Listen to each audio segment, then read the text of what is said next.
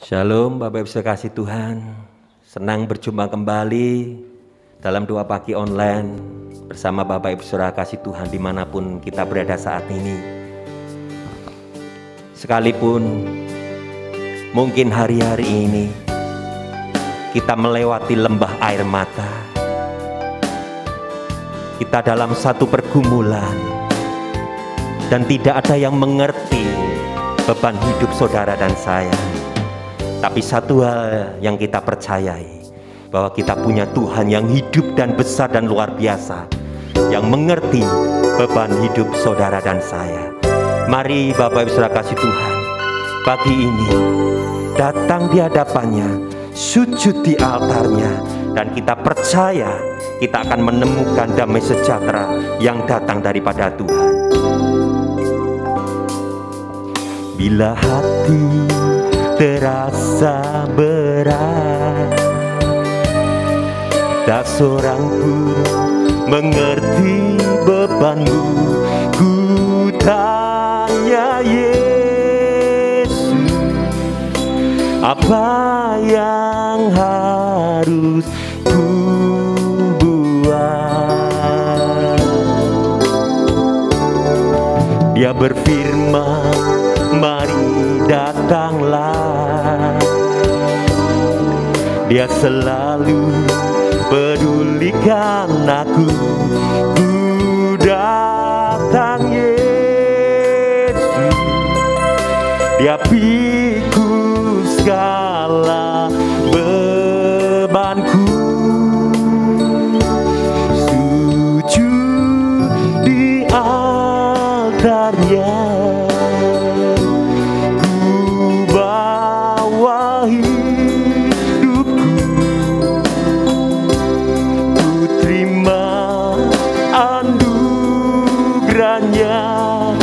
ampuniku dan bebaskanku. Dia ubah hidupku, barui hatiku. Sesuatu terjadi saat datang altarnya. Mari lebih sungguh lagi pujikan lagu ini. Bila hati terasa berat, tak seorang pun mengerti bebanku. Ku tanya Yesus, apa yang harus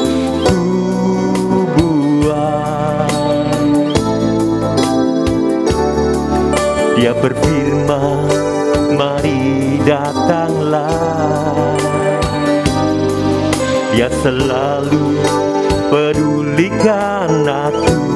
Ku datang Yesus, Dia pikul segala bebanku.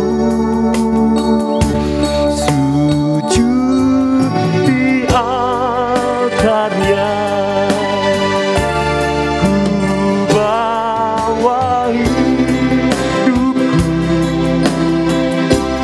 Ku terima anugerahnya. Dia ampuniku dan bebaskanku. Dia ubah hidupku, barui hatiku. Sesuatu terjadi saat datang di altarnya.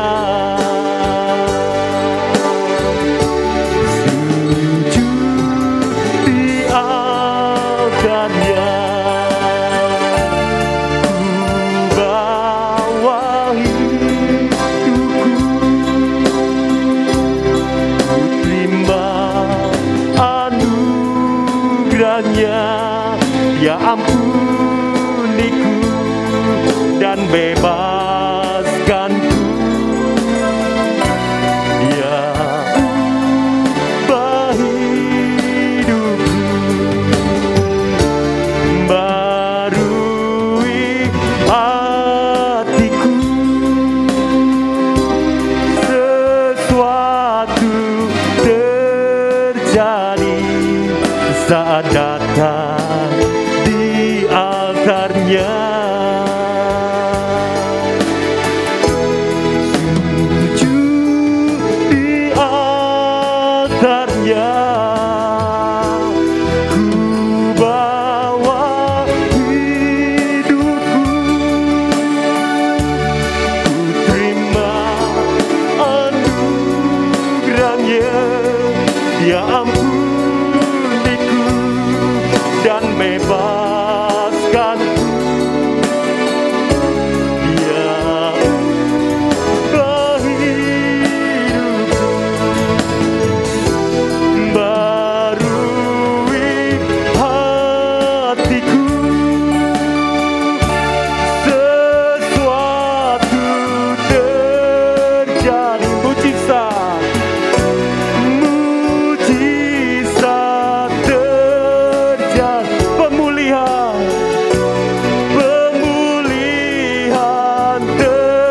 terjadi, keajaiban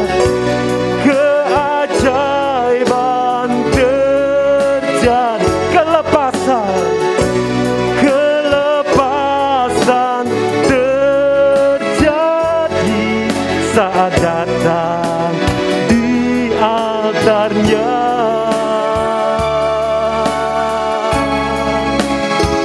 Sungguh kami percaya akan kuasa-Mu saat kami sujud di altar-Mu, ya. Kami rasakan kekuatan yang luar biasa. Kami rasakan kuasa-Mu.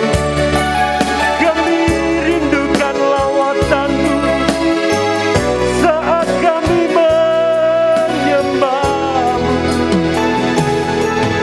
Shikira la la bayara la bayara la bayase,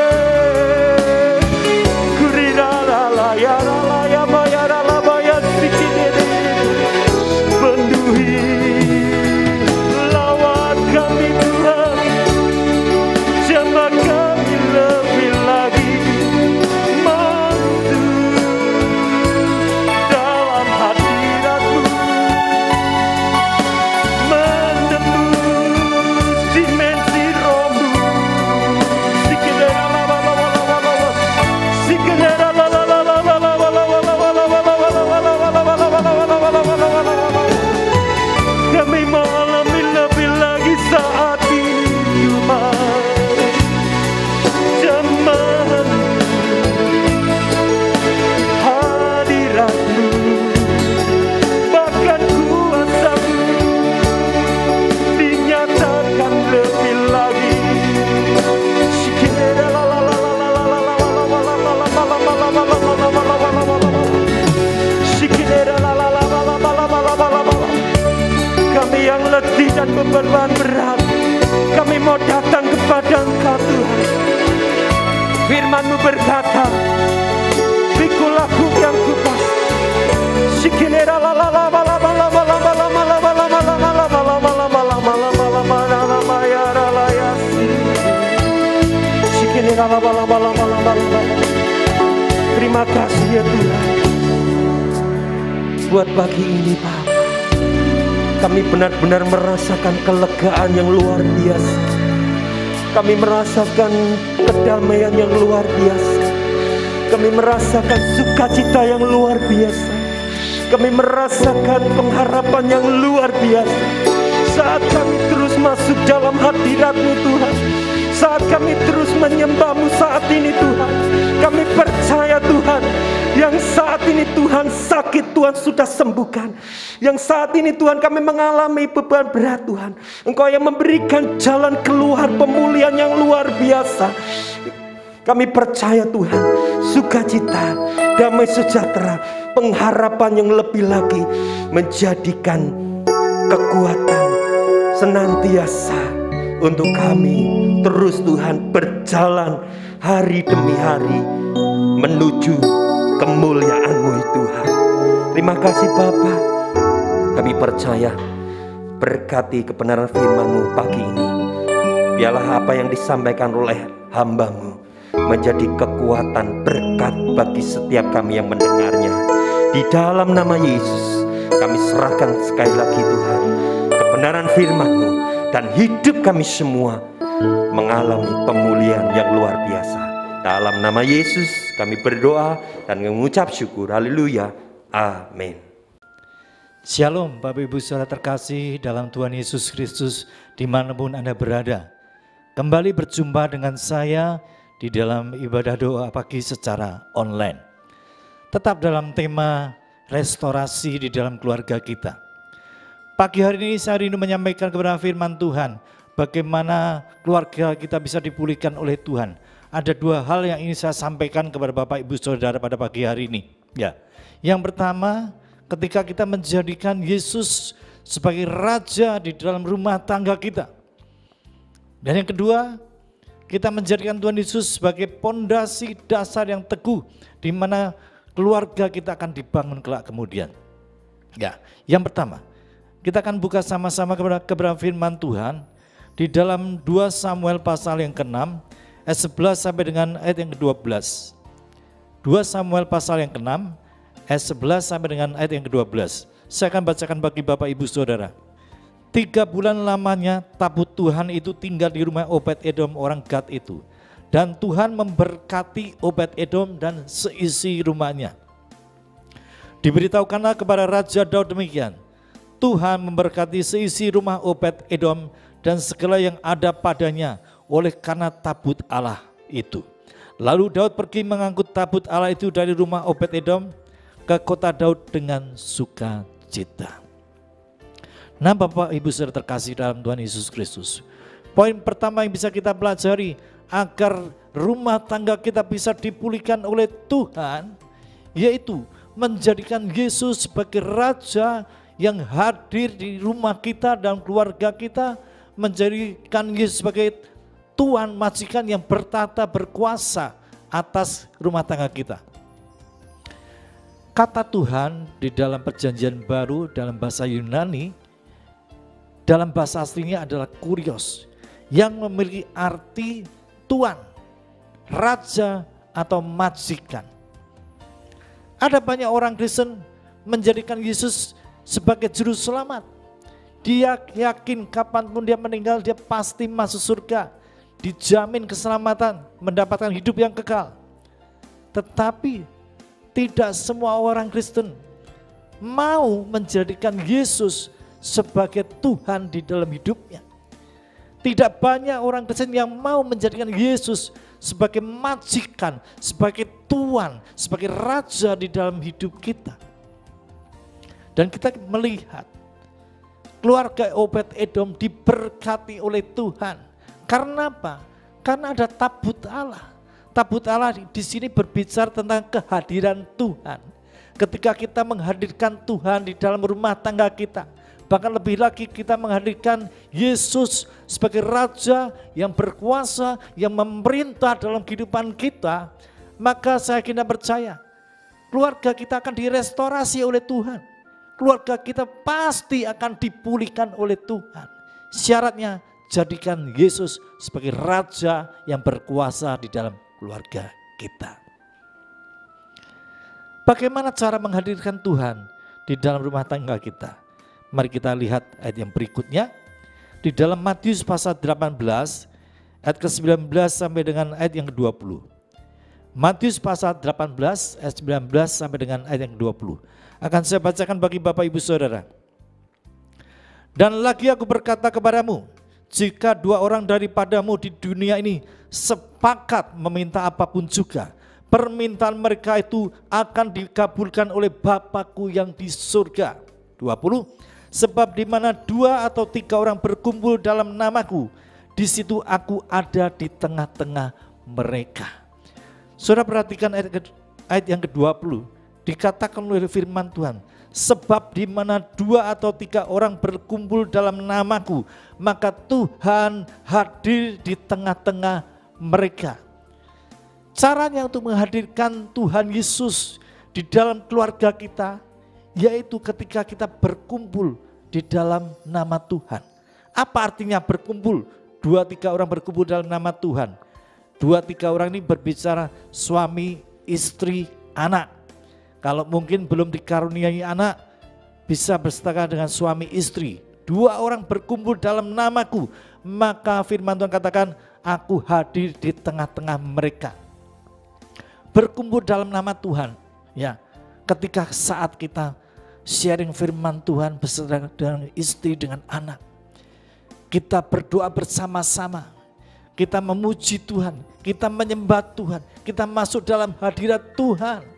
Saat kita berkumpul dalam nama Tuhan, maka Tuhan hadir di tengah-tengah kita. Dan terlebih ketika kita menjadikan Yesus sebagai Raja, bertata berkuasa atas rumah tangga kita, maka kita pasti akan diberkati. Amin. Kita lihat janji Tuhan yang sangat indah dalam ayat ke-19, ya. Dan lagi aku berkata kepadamu, jika 2 orang daripadamu di dunia ini sepakat meminta apapun juga, permintaan mereka itu akan dikabulkan oleh Bapakku yang di surga. Saudara perhatikan baik-baik, ketika 2-3 orang sepakat meminta sesuatu, maka Tuhan akan mengabulkan. Dan bagaimana bisa kita diberkati oleh Tuhan ketika pasangan suami istri terus-menerus bertengkar, terus-menerus berantem, berselisih pendapat, ya. Tidak mungkin berkat bisa turun atas suami istri yang senantiasa bertengkar. Tuhan sangat menyukai yang namanya sebuah persatuan. Apapun juga, baik itu dalam sebuah perusahaan, baik itu di dalam pelayanan, baik itu di dalam rumah tangga kita. Ketika ada kesatuan di dalam rumah tangga kita, maka berkat pasti akan turun. Kata sepakat ini memiliki pengertian saling mengasihi, ya, sepakat, setuju, bersatu hati, maka berkat-berkat Tuhan akan dicurahkan. Apapun yang kau minta, Tuhan akan kabulkan. Ya, poin pertama yang bisa kita pelajari, restorasi keluarga bisa terjadi ketika kita menjadikan Yesus sebagai Raja yang bertata di dalam rumah tangga kita. Poin yang kedua adalah menjadikan Tuhan Yesus sebagai dasar yang teguh di mana rumah tangga kita akan dibangun. Menjadikan Tuhan Yesus sebagai pondasi yang kuat dan kokoh untuk membangun keluarga kita. Tuhan Yesus adalah firman Allah yang hidup. Amin. Artinya apa? Artinya ketika kita ini hidup di dalam kebenaran firman Tuhan, ketika kita ini hidup takut akan Tuhan, ketika kita hidup mengikuti perintah-perintah Tuhan, maka dipastikan keluargamu akan menjadi keluarga yang berhasil, keluarga yang diberkati Tuhan, keluarga yang berbahagia. Syaratnya adalah bangun rumah tanggamu di atas dasar kebenaran firman Tuhan. Ketika suami, istri, anak-anak menjadi pelaku akan kebenaran firman Tuhan, maka yang namanya berkat bagi keluarga itu akan terjadi secara otomatis. Bapak Ibu Saudara terkasih dalam Tuhan Yesus Kristus, kalau firman Tuhan ini bisa diringkas, akan tinggal menjadi 2 hukum. Hukum yang pertama adalah kasihlah Allah Tuhan Allahmu dengan segenap hatimu, dengan segenap jiwamu, dengan segenap kekuatanmu. Dan kasihlah sesama manusia, ya, seperti engkau mengasihi dirimu sendiri. Ya. Kasih sesama manusia artinya kita mengasihi orang-orang yang ada di sekeliling kita. Apakah itu suami kita, istri kita, anak-anak kita, atau orang tua kita. Ketika kita menjadikan firman Tuhan yang menjadi pondasi yang kokoh di mana keluarga kita akan dibangun, ya, saya yakin kita akan mengalami restorasi di dalam keluarga kita. Saya akan akhiri khotbah saya dengan sebuah kisah menarik. Suatu ketika ada seorang pria tua bernama Tom Smith. Tom Smith ini bukan orang kaya, dia bekerja sebagai karyawan dalam sebuah perusahaan. Ya. Satu saat dia menyadari bahwa hari kematiannya akan segera datang. Maka dia panggil putri satu-satunya bernama Sarah Smith. Ya. Dan ketika mereka berbincang-bincang, Sarah Smith kecewa. Papa akan pergi meninggalkan aku, tetapi Papa tidak memberikan warisan apapun juga. Bahkan apartemen yang kita tinggali saat ini adalah apartemen sewaan. Sementara Papa hanya mengajarkan aku tentang integritas, kesetiaan, kejujuran. Tetapi saya melihat ayah-ayah orang lain yang hidup di dalam korupsi, ya, hidup dengan cara menipu, mencuri uang negara, tetapi mereka bisa mewariskan rumah-rumah, apartemen, mobil bagi anak-anak mereka. Sedangkan apa yang aku dapatkan dari Papa? Akhirnya singkat cerita, beberapa saat kemudian Tom Smith meninggal dunia. Dan Sarah Smith hidup di dalam kekecewaan. Sampai suatu ketika, satu perusahaan memanggil dia untuk memberikan kesempatan bekerja. Dan pada waktu itu, ya, Sarah dipanggil untuk berjumpa dengan manajer HRD dan perusahaan tersebut.